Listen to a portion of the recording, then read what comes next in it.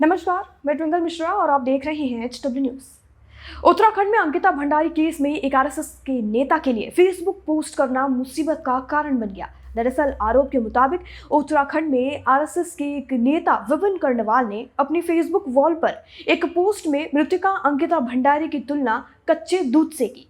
उनके इस बयान के बाद जब विवाद खड़ा हुआ तो पुलिस एक्शन में आई और कर्णवाल के ऊपर केस दर्ज कर लिया गया, जिसके बाद से वह फरार चल रहे हैं।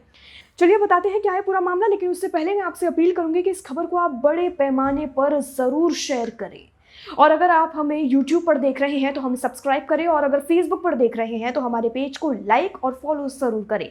साथ ही अब आप हमारी सभी खबरें, वीडियो और लाइव टीवी को एक क्लिक पर HW ऐप पर देख सकते हैं, जिसे आप प्ले स्टोर से डाउनलोड कर सकते हैं।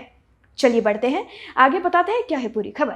दरअसल विपिन कर्णवाल ने अपने फेसबुक पोस्ट में लिखा था, मैं इसीलिए किसी कैंडल मार्च या बाजार को बंद कराने नहीं गया क्योंकि 19 साल की लड़की की जो पिता और भाई कमाई खाता हो और वो लड़की सुनसान जंगल के एक ऐसे रिजॉर्ट में काम करती हो जहां अय्याशी होती हो।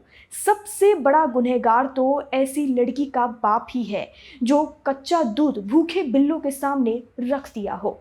इस विवादित पोस्ट को लेकर उत्तराखंड में आरएसएस के प्रांत प्रचार प्रमुख संजय ने द टेलीग्राफ को बताया कि कर्णवाल पहले हरिद्वार के लिए विभाग प्रचार प्रमुख थे और उन्हें 3 महीने पहले उनके पद से हटा दिया गया था। फिलहाल उनके पास आज के समय में आरएसएस का कोई पद नहीं है।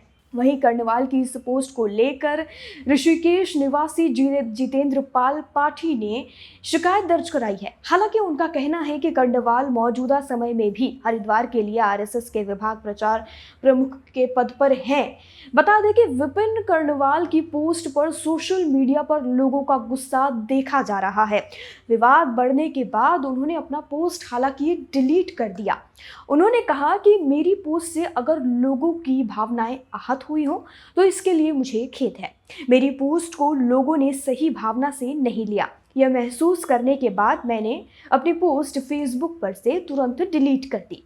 बता दें कि अंकिता मर्डर के बाद रिसोर्ट को लेकर कई बातें सामने आ रही हैं। इसमें काम करने वाले कई पूर्व कर्मचारी का आरोप है कि रिसोर्ट वेश्यावृत्ति और ड्रग्स का अड्डा था, जो अक्सर वीआईपी के लिए था। इस मर्डर केस में मुख्य आरोपी पुलकित आर्य विनोद आर्य के बेटे हैं। गौरतलब है कि विनोद आर्य को भाजपा ने निलंबित कर दिया है।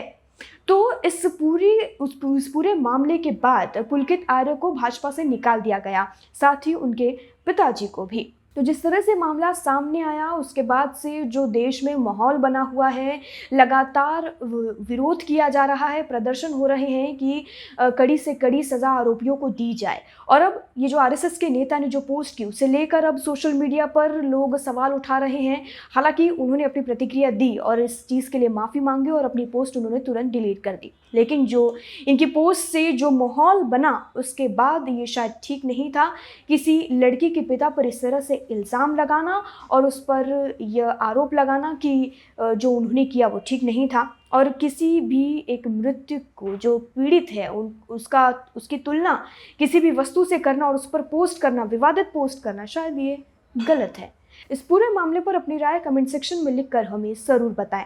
और मैं आपसे एक बार फिर से अपील करूंगी कि इस वीडियो को आप बड़े पैमाने पर शेयर करें, सब खबर सब तक पहुंचे, ऐसी मेरी आपसे अपील है। ये वीडियो यहीं समाप्त होता है। धन्यवाद। अब खबरें पाइए सबसे पहले हमारे मोबाइल न्यूज एप्लीकेशन पर। एंड्रॉइड या iOS प्लेटफॉर्म पर जाइए, HW न्यूज नेटवर्क को सर्च कीजिए, डाउनलोड कीजिए और अपनी सुविधानुसार भाषा का चयन कीजिए। खबरों की भीड़ में अपने काम की खबर पाते रहिए।